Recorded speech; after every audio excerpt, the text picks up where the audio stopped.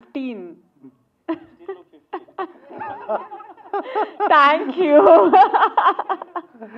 ఏం కనెక్ట్ అయింది మేడం మీకు? సినిమాలు చాలా చూజీగా చేస్తూ ఉంటారు, సెలెక్టివ్గా చేస్తారు. అట్లా తమిళ్, తెలుగు, మొన్న ఎక్స్టీ వచ్చింది, అది కూడా బాగా సెలెక్టివ్గా చేశారు. రజాకర్ కానీ చాలా సెలెక్టివ్గా వెళ్తారు. దీంట్లో కనెక్ట్ అయిన ఎలిమెంట్ ఏంటి మీకు సినిమాలో? నాకు టీమ్ నచ్చితే నేను చేస్తాను. And whatever I get, God has been kind that it has been with wonderful people. And Yakshini, Razakar, ఇప్పుడు ఫియర్, తమిళ్లో పెట ర్యాప్, మెహల్, గజానా, ఒక మంచి 6-7 ప్రాజెక్ట్ చేస్తున్నాను. So I'm very happy to be a part of Telugu film industry and the South Indian film industry, and alage even in future I want to do similar work and do better work. Yeah hi Vedic గారు, మీరు ఎప్పుడు ఫియర్గా feel అయ్యారు? అంటే cinema చేయడంలోనా, సినిమాకు ముందా మీకు ఎప్పుడు fearness అనేది అనిపిస్తూ ఉంటుంది?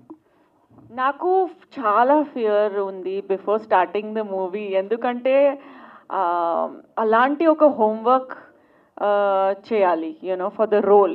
సో చాలా 1 month ముందు నేను హరిత గారికి చెప్పాను దట్ నాకు ఫుల్ స్క్రిప్ట్ కావాలి, నాకు ఫుల్ క్లారిటీ కావాలి. అండ్ అలాంగ్ విత్ హర్ ఫోన్లో నేను చాలా టైం నేను workshops, you know we did workshops together. చాలా క్లారిటీలో ఈచ్ సీన్, అన్ని షార్ట్ importance ఏముంది, how to portray the character, where is the character coming from, because I think even she was confused about what is happening when. Alanti oka screenplay, you know, she knew the obviously everything very well, but she had worked on some 20 drafts, correct? 20 drafts tarvata she got the clarity about the subject, lineup of scenes and all. But నాకు ఒకే month you know preparation time ఉంది no past ఉంది. So అందుకే చాలా fear పడాను, భయపడాను, fear పడాను. అంటే ఇలాంటి thriller subject, psychological subject screen మీద actors భయపడుతూ ఉంటే ఆడిటర్లో ఉన్న ఆడియన్స్ కొంతమంది నవ్వుకుంటారు. ఎందుకంటే వాళ్ళు భయపడచ్చు, భయపడకపోవచ్చు. అంటే గతంలో వచ్చినటువంటి ఇలాంటి థ్రిల్లర్ సబ్జెక్ట్స్ మనం చూసాం కాబట్టి. సో ఆ జాగ్రత్తలు ఆడిటోరియంలో ఉండేటువంటి ఆడియన్స్ కూడా భయపడేలా ఎలాంటి జాగ్రత్తలు తీసుకున్నారు? మీరు భయపడడం కాదు, ఆడియన్స్ని ఎలా భయపడాలనే జాగ్రత్తలు ఎలా తీసుకున్నారు? ఇమోషన్స్ జెన్యూన్ ఉంటే అందరు team works, background score, director magical touch ఉంటే, అందరూ పర్ఫార్మెన్స్ బాగుంటే definitely it will happen. So మా వర్క్ మేము సిన్సియర్గా చేస్తున్నాము, that's all. You know the rest is up to the audience, but definitely we have given our best. And there is no chance that the audience will not like the film. They will be scared, they will be on the edge of their seat. Alanti oka thrilling subject undi idi. Director గారు, మీ ఇంట్లో ఎవరిని భయపెట్టారు? భయపెట్టడానికి ఈ cinema ఇలాంటి content ఎందుకు చూస్ చేసుకున్నారు? కాదన్న, పక్కన పెట్టుకొని ఫస్ట్ నన్ను భయపెట్టింది రావడానికి. సో మీరు ఇందాక ప్రజెంట్ చేసిన ఇన్ని అవార్డ్స్ వచ్చాయంటే తప్పనిసరిగా ఆ సినిమాలో కంటెంట్ ఉండబట్టే ఆ స్థాయికి వెళ్ళింది. రేపు పొద్దున ఆడియన్స్ కూడా మిమ్మల్ని ఎంకరేజ్ చేయడానికి, మీకు సక్సెస్ ఇవ్వడానికి రెడీగా ఉంటారు. సో బికాజ్ వెనకాల ఉన్నటువంటి ఆ అవార్డ్స్ అన్ని కూడా మెయిన్ ఫియర్ ఫ్యాక్టర్ తీసుకోవడానికి ప్రధాన కారణం ఏంటి? అంటే నేను చిన్నప్పటి నుంచి నాకు జనరల్గా చాలా భయం. సో నేను భయం అనేదాన్ని ఓవర్కమ్ అయితే ఒకలా ఉంటుంది, ఓవర్కమ్ అవ్వకపోతే ఒకలా ఉంటుంది. సో వినటానికి చాలా చిన్న పదమైన భయం వల్ల చాలా జరగవచ్చు. సో అందుకనే ఒక మనిషిలో ఉండే ఒక కామన్ ఎమోషన్, అంటే ఇప్పుడు మనం నవరసాల్లో ఏదో ఒక దాంతోనే మనం మూవీ చేసి ఆడియన్ని మనం ఎంటర్టైన్ చేయగలం. ఎంటర్టైన్ అంటే ఇట్స్ నాట్ మేకింగ్, అంటే ఎదుటి వాళ్ళు నవ్వించడం ఎంటర్టైన్మెంట్ కాదు. ఆ 2 hours ఆడియన్ ఎంగేజ్ చేయటమే ఎంటర్టైన్మెంట్ అని నమ్మాను యాజ్ ఎ మేకర్గా. సో నేను నవరసాల్లో భయం తీసుకున్నాను ఫస్ట్ నా మూవీకి. ఎందుకు అంటే భయం కానీ, బాధ కానీ, హాస్యం కానీ ఇవి నన్ను ఆడియన్కి చాలా దగ్గరగా తీసుకెళ్ళటానికి అవకాశం ఉంటుంది అని మీకు ఫస్టే చెప్పాను కదా. స్క్రీన్ ప్లే రాయటమే నా స్వార్థం, ఆడియన్ని దృష్టిలో పెట్టుకొనే చేశాను. సో దాంట్లో నవరసాల్లో నేను భయం ఎంచుకున్నా. ఈ భయం కూడా చాలా డీసెంట్గా అనమాట. అంటే మీరు చెప్పినట్లు చాలా సినిమాలు ఉన్నాయి, ఎందుకు కనెక్ట్ అవుతారు, చాలా డీసెంట్ ఎమోషన్స్తో కూడిన భయం. ఇట్స్ నాట్ జస్ట్ అలా భయపడేది కాదు. అండ్ ఎప్పుడైతే ఒక కామన్ ఎమోషన్ని మనం ఆడియన్ని కనెక్ట్ చేయగలుగుతామో అప్పుడు వాళ్ళు నా ద్వారా, అంటే నా యొక్క వర్క్ని ఆర్టిస్ట్ ద్వారా చూడగలుగుతారో అప్పుడే నాకు కూడా పేరు వస్తుంది కాబట్టి. అండ్ రెండు, ఇందాక మీరు అడిగినట్లు వేదిక చాలా జెన్యూన్గా, అంటే ప్రతి ఎమోషన్ని చాలా జెన్యూన్గా చూపించింది అనమాట. అంటే డెఫినెట్గా మీరు చూస్తున్నంతసేపు కామెడీ అనేది కంపల్సరీగా రావాలి, ఎందుకంటే హారర్ అయినా ఏదైనా కామెడీ చేసేది ఎట్లయినా చేస్తారో అది కూడా enjoyment. And so we are making వాళ్ళని ఎంగేజ్ చేస్తున్నాం. సో బట్ భయం అనేది మాత్రం కామన్ ఎలిమెంట్ అయ్యి నవరసాల్లో ఒకటయ్యి నేను ఆడియన్ని నేను కూర్చున్న 2 గంటలు కూడా అట్లీస్ట్ ఫోన్ పట్టుకోకుండా లేదా చిరాకు తెచ్చుకోకుండా చేసేలాగా దీన్ని డిజైన్ చేయటం ఒకటి. నేను ఇప్పుడు ఏదైతే చెప్పానంటే నేను చాలా రిస్క్ చేశాను నిజం చెప్పాలంటే. స్క్రీన్ ప్లే వాట్ ఎవర్ నేను చేశానో అది చాలా రిస్కీ సబ్జెక్ట్, ఈజీ సబ్జెక్ట్ కాదు. కానీ అది అవుట్కమ్ ఏదైతే నేను ఊహించుకున్నానో అలా చేయగలిగాను కాబట్టి మనల్ని గుర్తించడం జరిగింది ఫిలిం ఫెస్టివల్స్లో. కానీ రేపు ఆడియన్స్ కూడా గుర్తిస్తారు, డెఫినెట్గా తిట్టరు, ఎవరైతే నన్ను తిట్టరు అదైతే షూరు. సో గుర్తిస్తారు. సో నేను ఫిలిం ఫెస్టివల్లో అప్లై చేయడానికి రీజను మన స్క్రీన్ ప్లే కాన్సెప్ట్ మేకింగ్ అనమాట. నేను యాక్చువల్గా కమర్షియల్ మూవీ కాబట్టి నిజంగా వస్తాయని అంత ఎక్స్పెక్ట్ చేయలేదు. ఇక్కడ అవార్డ్స్ అప్లై చేసే వాళ్ళు 5-10% ఛాన్స్ ఉంటుంది అన్నారు. సరే అని కొంచెం ఎక్కువ అప్లై చేశాను. సో నిజంగా నేను ఓన్లీ ఫిలింకి అప్లై చేశాను, ఈవెన్ అన్ని కేటగిరీస్ కూడా నేను అప్లై చేయలేదు. సో ఫిలింతో పాటు వేరే కేటగిరీస్ వాళ్ళే గుర్తించి ఇచ్చారు చూసారా, అప్పుడు నేను చాలా హ్యాపీగా ఫీల్ అయ్యాను.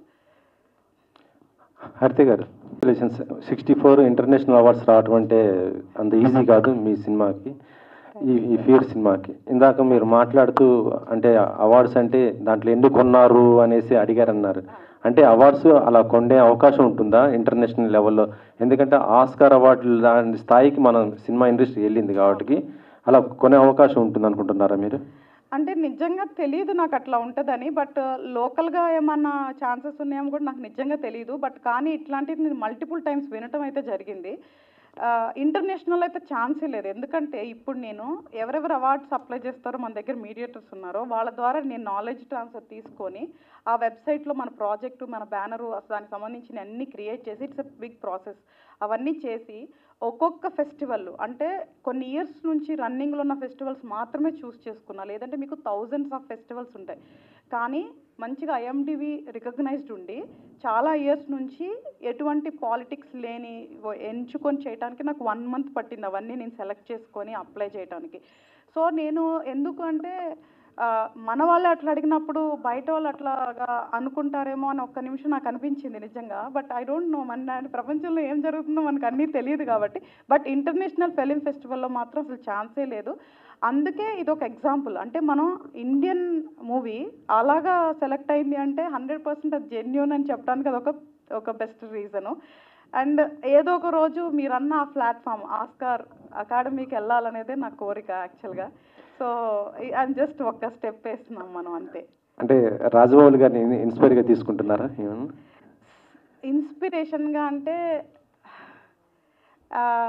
నేను ఇంకా పూర్తిగా స్టడీ చేయాల ఎన్ని తెలుగు మూవీస్ మనకి అకాడమీలో ప్లేస్ అయిందో, బట్ వెరీ గ్యాప్ ఉన్నాయి మూవీస్ అయితే. మూవీ పరంగా రాలేదు, అంటే సపరేట్ డిపార్ట్మెంట్ కాదు, మూవీ పరంగా ఒక మేకర్గా నేను కనపడాలి ఆ స్టేజ్ మీద అనేది ఎప్పటి నుంచో నాకు కోరిక. ఎందుకంటే మీరు ఈ ఫియర్ సినిమా ఫస్ట్ బయటనే ఇన్ని అవార్డ్స్ తెచ్చుకున్నారు, ఇప్పుడు మన దగ్గర రిలీజ్ చేసుకుంటున్నారు. సో ఆయన కూడా అంతే, బయటనే ముందు ఫస్ట్ బయట గెలుచుకొచ్చి ఇంటి తర్వాత చూసుకుంటారు. అయ్యో లేదు, ఆయన యాక్చువల్గా మీకు ఇంకొక విషయం సందర్భం వచ్చింది కాబట్టి చెప్తున్నా. మన ఫస్ట్ లుక్ పోస్టరు ప్రభుదేవా గారు లాంచ్ చేశారు. ఎంత హ్యాపీయెస్ట్ విషయం అంటే నేను చిన్నప్పటి నుంచి, అంటే నాకు ఊహ తెలిసినప్పటి నుంచి నాకు 2 విషయాలు ప్రాణం అని చెప్తాను అదర్ దాన్ ఫ్యామిలీ. ఒకటి పాట అంటే మ్యూజిక్, ఒకటి డ్యాన్స్ నాకు చాలా ప్రాణం. నేను చిన్నప్పటి నుంచి అంటే 5 years నాకు ఊహ వచ్చినప్పటి నుంచి నేను చూస్తూ పెరిగాను ప్రభుదేవా గారిని. అప్పుడు నాకు ఏఆర్ రెహమాన్ గారు అంటే బాగా ఇష్టం. వాళ్ళిద్దరు కాలు తాకాలి అనుకునేదాన్ని, అంత డెవోషన్ నాకు, అంత ఇష్టం నాకు. దాని తర్వాత ఇంకొక వ్యక్తి యాడ్ అయిందంటే అది రాజమౌళి గారు డైరెక్షన్లో. అంటే ఆయన అంటే వీళ్ళెంత నా దృష్టిలో వాళ్ళు నాకు like I'm devotee of them. అంటే ఇన్స్పిరేషన్ అనే పదం కూడా వాడతాను నేనైతే ఇప్పుడు, ధైర్యం కూడా చేయను. I'm devotee of them. అంటే ఎప్పుడైనా వాళ్ళ కాలు అట్లా టచ్ చేయాలి అన్నంత డెవోషన్ అనమాట. సో ఒక చిన్న ప్రయత్నం, బట్ డెఫినెట్గా మన దగ్గర ఉన్న మన కంటెంట్ జెన్యున్గా పట్టుకొని మనం సిన్సియర్గా మేక్ చేసి ప్రజెంట్ చేస్తే మన వాళ్ళ దగ్గర ఉన్నంత టాలెంట్ అయితే నాకు తెలిసి ఇంకెక్కడ ఉంటుందని అయితే నేను అనుకోవట్లేదు. ఫస్ట్ సినిమాకి మీ వారు డైరెక్టర్, మీరు ప్రొడ్యూసర్గా చేశారు. ఈ సినిమాకి మీ వారు ప్రొడ్యూసరు, మీరు డైరెక్టర్. ఏంటి ఇలా అంటే ఇద్దరు మ్యూచువల్? జెన్యున్గా చెప్పనా, చెప్పండి. యాక్చువల్గా నేను ఓపెనింగ్ పూజ రోజు చెప్పా, మీలో ఎంతవరకు గుర్తుందో నాకు తెలీదు. Direction is not my dream, it's my destiny. ఇప్పటికీ అదే స్టాండ్ అయి ఉంటా. అసలు నేను ఒక ఫీల్డ్లోకి రావాలి అని కల్లో కూడా అనుకోని ఫీల్డ్ మూవీ ఇండస్ట్రీ. నేను వచ్చడానికి కారణం అభి. ఎందుకు అంటే తనకి కాలేజ్ డేస్ నుంచి ఒకటే ప్యాషన్, డైరెక్షన్ చేయాలని. సో తను కథలు చెప్పి చెప్పి చెప్పి నన్ను సరే ఈ మనిషిని ఇంకా డైరెక్టర్ చేద్దాం ఒకరోజు డిసైడ్ అయిపోయి సరే వెళ్ళి చేసుకో అనే పర్మిషన్ ఇచ్చా. లేదంటే అసలు నేను మూవీ ఇండస్ట్రీకి రావద్దు అనుకున్నా. దానికి వన్ ఆఫ్ ద రీజన్ మాకు పెద్దనాన్నగారు శోభన్ బాబు గారు. సో చిన్నప్పటి నుంచి కూడా నువ్వు ఫిలిం ఇండస్ట్రీకి వెళ్ళొద్దు అని నాకు చాలా బలంగా పెట్టి పెంచారు. సో అది ఇంతవరకు ఎవరికి తెలీదు. సో అందుకని నేను ఎప్పుడు నిజంగా జెన్యున్గా నాకు ఫ్రెండ్స్ ఉన్నారు, ఫ్యామిలీ ఉన్నారు, కానీ నేను రావద్దు అని డిసైడ్ అయి ఉన్న మనిషిని. తన గురించి నేను ఆ ఒపీనియన్ మార్చుకొని ఓకే నేను ఒక మనిషికి ఒక డ్రీమ్ ఉంటుంది, సో తనకు ఉంది ఒకటే డ్రీమ్ కదా వెళ్ళి చేసుకో అని చెప్పా. మళ్ళీ తర్వాత నాకు కొంతమంది ఫ్రెండ్స్ డైరెక్టర్స్ ఉన్నారు, యాక్టర్స్ ఉన్నారు. ఒకసారి బయట ప్రొడక్షన్కి వెళ్ళినప్పుడు మేబీ క్రియేటివిటీగా కాంప్రమైజ్ అవ్వాలి, కొన్ని ఇబ్బందులు పడాలి, మూవీ స్టార్ట్ అవ్వాలి, కంప్లీట్ అవ్వాలి, మళ్ళీ అంతా ఆలోచించి సరేలే ఇప్పుడు నా మనిషిని నేనే నమ్మి డబ్బులు పెట్టినప్పుడు వేరే వాళ్ళు ఎందుకు పెట్టాలి. Genuine feeling. అంతేగాని ఏదో సంపాదించేసుకుందాం అని కాదు, ప్రిపేర్ అయ్యాం, వచ్చినా రాకపోయినా మూవీ వరకు జెన్యున్గా తీద్దాము మన ఎఫర్ట్స్ పెట్టి అనుకొని ఫస్ట్ అసలు మనం ఇండస్ట్రీలోకి రావడం జరిగింది. సో ఆయన వర్క్ చేస్తుంటే అప్పుడు యాక్చువల్గా నాలో ఒక డైరెక్టర్ ఉందని చెప్పింది కూడా ఆయన, అసలు నిజంగా నాకు తెలియదు. జెన్యున్గా అదే మిస్టేక్ ఆయన చేసింది. సో ఆ ప్రాసెస్లో నాలో కూడా ఒక డైరెక్టర్, ఎందుకంటే because I'm basically by born writer. నేను కవితలు, కథలు, పాటలు అవి రాస్తుంటా. సో డైరెక్షన్ ఉందని నాకు తెలియదు, ఆయన చెప్పారు. సో అప్పుడు ఆయనకి ప్రొడక్షన్ చేస్తూ ఆయనకి అసిస్టెంట్ లాగా నేను వర్క్ చేసి అన్నీ నేర్చుకొని అదే టైంలో 1 year ఈ ప్రాజెక్ట్ మీద వర్క్ చేసి మళ్ళీ వచ్చా. ఇప్పుడు నేనేం చేసిన, నా దగ్గర మల్టిపుల్ స్టోరీస్ ఉన్నాయి. నేను ఎంచుకోవటం ఫస్ట్ నేను కనపడాలన్న ఒక స్వార్థం నాకు, అది ఓన్లీ ఫియర్ వల్లే పాసిబుల్ అవుతుంది. ఇప్పుడు ఇది నేను తీసుకెళ్ళి చెప్పాలి. ఇక్కడ ఛాలెంజ్ ఏంటంటే ఈ స్టోరీ చెప్పడం ఈజీ కాదు. ఇందాక వేదిక గారు చెప్పినట్లు ఇట్లా స్క్రీన్ ప్లే మూవీస్ ఎక్స్ప్లెయిన్ చేయడం చాలా కష్టం. సో ఇప్పుడు నేను వెళ్ళి చెప్పి నేను ఒప్పించుకొని ప్రొడక్షన్ హౌస్ నాకు సగం అయిపోతుంది. సో అవి నేను నీకు పెట్టినాను కదా, ఇంకొక మూవీ మనం చేసుకున్నాము, ఇక్కడ నుంచి నెక్స్ట్ ఏంటి అనేది వి విల్ సీ. బట్ మన మీద మనం పెట్టుకోకపోతే మళ్ళీ సేమ్ డైలాగ్ ఇంకెవరు పెడతారు అని ఫస్ట్ మూవీ కాబట్టి తనకి చెప్పి తనకి నేను ప్రొడక్షన్ చేసిన, నేను డైరెక్షన్ చేయాలంటే చాలా ఒప్పించుకోవాల్సి వచ్చింది. అంత ఈజీగా ఏం ఒప్పుకోలేదు ఇంట్లో. సో చాలా ఒప్పించుకొని చేయడానికి మెయిన్ రీజన్ ఏంటి అంటే మనం అనుకున్న క్రియేటివిటీ ప్రొడక్ట్ ప్రాపర్గా బయటికి రావాలి అని మనం డబ్బులు ఇన్వెస్ట్ చేయడానికి రీజన్ తప్ప, మనల్ని మనం నమ్ముకోకుండా మనల్ని మనం పెట్టుకోకుండా ఎందుకు వేరే వాళ్ళు పెట్టాలని తప్ప ఏదో మనీ మేకింగ్ అయితే కాదు.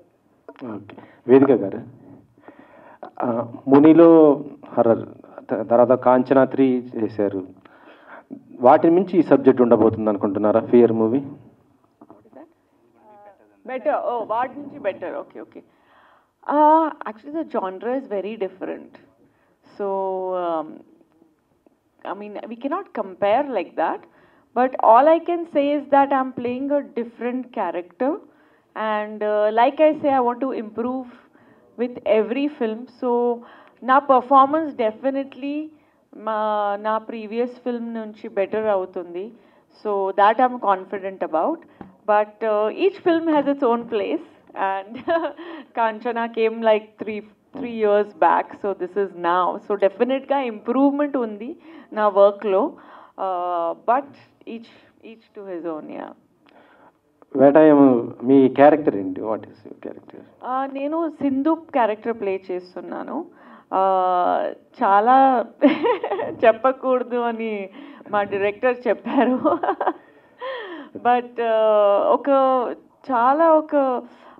బ్యూటిఫుల్ క్యారెక్టర్ ఉంది. She's very very simple, very kind hearted, and that's all I can say. That's what she's like, yeah, stop. But yeah, it's a very interesting role to play. Arun Krishna గారు మీకే mic తీసుకుంటారు. అంత పెద్ద cinema చేస్తూ ఒక చిన్న character చేయడానికి reason ఏంటి? Sir, actually, last 2 years nunchi I've been in that superhero character. So I thought I'll get a slight break from that. So as an actor, I should be able to explore other roles. Plus, naku story ba nachindandi. Plus, it's not very often that you get to work with beautiful heroines like Vedika. So it was a great opportunity for me. Plus, she's also vegan. So I was like, okay, it's great to work with another vegan actor.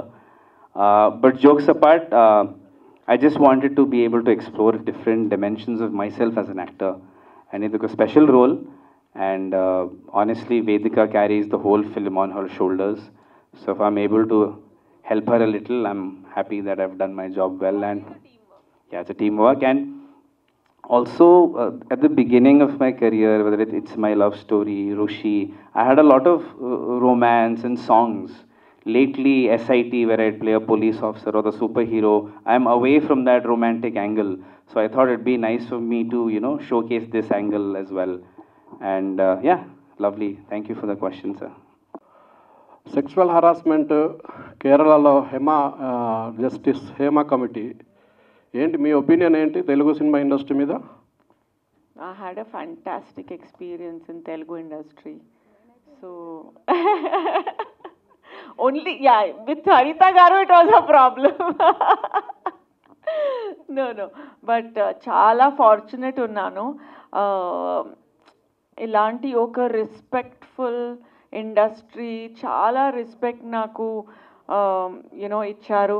Every one from production side to directors to co-stars to media. So naku oka beautiful experience undi Telugu film industry lo. Being a women, మీరు హిందీ చేస్తున్నారు, తమిళ్, తెలుగు అన్ని language చేస్తున్నారు. Being a women ఇట్లాంటి incidents విన్నప్పుడు మీకు ఏమనిపిస్తుంది? क्या लगता है आपको ऐसे इंसिडेंट्स देखने के बाद? वेदिका जी,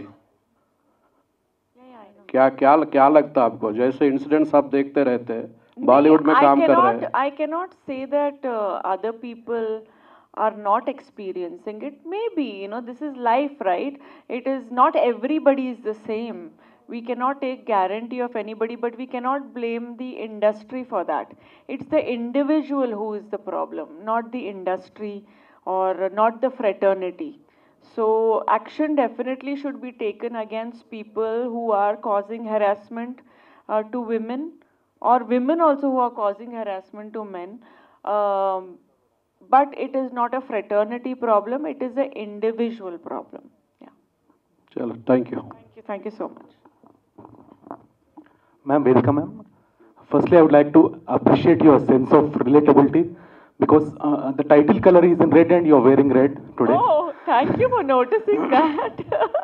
And director ma'am, being your first movie, you count your success in the number of footfalls in the theater, people watching the movie in the theater, or less people watching and money coming. Which one you count more? More footfalls or more money? యాక్చువల్గా audience వస్తే ఆటోమేటిక్గా పైసలు వస్తాయి కదా.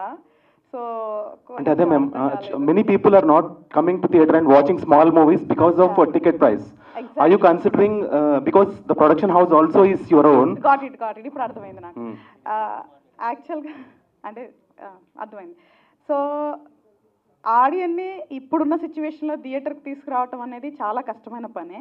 So దానికి మనం ఏమేమి జాగ్రత్తలు లేదా ఏమేమి ప్రమోషన్స్ జెన్యున్గా చేయాలి అవన్నీ చేస్తాము. కానీ డెఫినెట్గా మీరు అన్నట్లు మనీ ఇంపార్టెంట్ కాదు, నాకు ఆడియన్స్ థియేటర్కి రావటమే ఇంపార్టెంట్. ఎందుకంటే నేను జెన్యున్గా చెప్తున్నాను, మనీ మేకింగ్ కోసం మనం మూవీ తీయలేదు. ఎందుకంటే ఎప్పుడైతే మేకర్స్ మనం ఇన్వెస్ట్ చేసుకొని తీస్తున్నామంటే ఈ ఇండస్ట్రీలో ఒక మేకర్గా గుర్తింపు పొందాలి కాబట్టి మన మీద మనం ఇన్వెస్ట్ చేసుకున్నాం కాబట్టి మన పైసలు వస్తేనే అది నాకు తెలిసి చాలా అదృష్టం. సో ఎక్కువ పైసల కోసం రేట్లు ఎక్కువ అట్లాంటిది ఏం లేదు. నాకు అసలు టికెట్ ప్రైస్కి వస్తే నాకు తెలిసి ఉన్న పాసిబిలిటీలు యాజ్ మచ్ యాజ్ తక్కువే ఉంటుంది తప్ప ఎక్కువ ఉండదు. ఆడియన్స్ పెట్టే ప్రతి రూపాయి కూడా ఎంజాయ్ చేసేలాగా మన మూవీ ఉంటుంది. And also congratulations that you are associated with GSK Media, which is very friendly and has a rapid approach. All the best ma'am. Thank you sir. Next month మీ cinema వస్తుంది. So anything relatable that concept, అంటే fear concept రిలేటబుల్గా ఏదైనా ఉందా? Or any different approach for your? I don't know about that story. अच्छा, okay, okay. I have not. हाँ, अभी मुझे याद आया. Correct. नहीं, ये it's a different movie. I haven't, obviously, it's not yet released the film. So once I watch it, I will come back to you. I love NTR G's work, and he's fantastic dancer. So I'm looking forward to watching that film, but I can only answer this question after I watch it. I cannot say there is no comparison or anything because I haven't watched the movie, so I don't know. Let's wait and watch. వేదిక గారు, Yeah. Hi. టీజర్లో ఒక psychological patient లాగా మీరు act చేశారు. అంటే అది చేస్తున్నప్పుడు ఏంటంటే మనకు తెలియకుండా ఒక సిక్నెస్ అనేది వచ్చేస్తుంటుంది. ఆ సిక్నెస్ చూపిస్తేనే, మీ ఫేస్లో చూపిస్తేనే ఆడియన్స్ కూడా ఆ మూడ్లోకి వెళ్తారు. సో అది మీరు ఎలాంటి ప్రిపరేషన్ చేశారు ఆ విధంగా చేయడానికి? నాకు ఈ క్వశ్చన్ చాలా నచ్చింది బికాస్ చాలా ఇలాంటి అజంప్షన్స్ మీరు చేస్తున్నారు. So it is a proof that hour film is picking your curiosity. Me perspective ఇది, బట్ అయినా other person will have a different perspective. So I'm happy that it is triggering people and intriguing people, but it's a suspense thriller. So whatever you're seeing, you should never go by that. అంటే మీరు అలా చేయడానికి మీ preparation ఎలా ఉంది, ఏంటి? Preparation చాలా preparation ఉంది. I mean, it is a very sympathetic character that I'm playing. చాలా ఒక మంచి హ్యూమన్ బీయింగ్ ప్లే చేస్తున్నారు. హ్యూమన్ బీయింగ్ ఒక పర్మిషన్ ఇస్తే ఫస్ట్ ప్రిపరేషన్ తను చెప్పుకుంటే బాగోదు, యాక్చువల్ నేను చెప్పాలి. ఎందుకంటే మూవీకి ముందు ఒక యాక్టర్స్ని పొగడటం వేరు. ఈ స్టేజ్లో అందరూ మీకు తెలిసి అందరూ పాజిటివ్గా ఉంటారు, బట్ నేను జెన్యున్గా చెప్తున్నాను. నేను ఈ మూవీ తనతో షూట్ చేసిన తర్వాత నేను అసలుకి ఎడిటింగ్ మంది స్క్రీన్ చూస్తున్నప్పుడు కానీ నిజంగా నేను ఫస్ట్ గర్వపడింది ఏంటి అంటే తన్ని సెలెక్ట్ చేయటం. ఎంత సిన్సియర్గా వేరే షూటింగ్లో ఉంటే ఎవ్రీడే నాకు కాల్ చేసి ప్రతి క్యారెక్టర్, ప్రతి షాట్, ప్రతి సీన్ గురించి డీటెయిల్గా అర్థం చేసుకునేది. ఎట్లా అంటే వాట్ యువర్ ఇమాజిన్, అంటే నువ్వేమనుకుంటున్నావు నన్ను ఎప్పుడు అడుగుతుండేది. ఈ క్యారెక్టర్లో ఈ మూమెంట్లో నువ్వు నన్ను ఎలా అనుకుంటున్నావు అని. ఆ క్యారెక్టర్లో తను షూట్కి వచ్చేసరికి ఆ క్యారెక్టర్ని మొత్తాన్ని తను అలాగా పట్టుకొని వచ్చేది. బిలీవ్ ఆర్ నాట్, మేము సీన్ చెప్తాం కదా, షార్ట్ నెంబరు, ఇది సీన్ వేదికాజీ అని చెప్పగానే, మనం యాక్షన్ చెప్పగానే డైలాగ్తో సహా అట్లా చెప్పేది. అండ్ వన్ మోర్ థింగ్ డెఫినెట్గా చెప్తాను, నాకు నిజంగా తెలియదు యాక్టర్స్ ఎట్లా ప్రిపేర్ చేస్తారో, మనం ఎక్కువ చేయలేదు, చూడలేదు కదా. నేను తనకి ఇచ్చిన సీన్ షీట్స్ ఇంతుంటే తను ఇంత బుక్ ప్రిపేర్ చేసుకొని వచ్చింది. అంటే నా యొక్క ఎమోషన్స్, ఫీలింగ్స్, నేను చెప్పే అన్నీ కూడా రాసుకొని తను డాక్యుమెంట్ చేసుకొని తీసుకొని వచ్చి తను ప్రిపేర్ అవటం చూసిన తర్వాత I was really shocked. But first నేను థ్యాంక్స్ చెప్పింది గాడ్కి. అంటే నేను ఎంత ఊహించుకున్నానో అట్లాంటి ఆర్టిస్ట్ నాకు దేవుడు ఇచ్చినందుకు మాత్రం నేను చాలా థ్యాంక్స్ చెప్పాను. మీరందరూ కూడా డెఫినెట్గా చెప్తున్నాను, తన్ని చాలా అప్రిషియేట్ చేస్తారు మూవీ చూసిన తర్వాత. అంటే నాకు టేజర్ చూసినంతసేపు నాకు ఒక సిక్నెస్ వచ్చేసింది తెలియకుండా. అంటే మీరు ఎడిటింగ్ చేశారు కాబట్టి మీరు ఎడిటింగ్ చేసినంతసేపు మీకు సిక్నెస్ ఏమన్నా లోన్ అయ్యారా? ఆవిడకి ఏమీ రాలేదు. అవతల వాళ్ళకి వస్తుంది ఏదైనా. స్ట్రాంగెస్ట్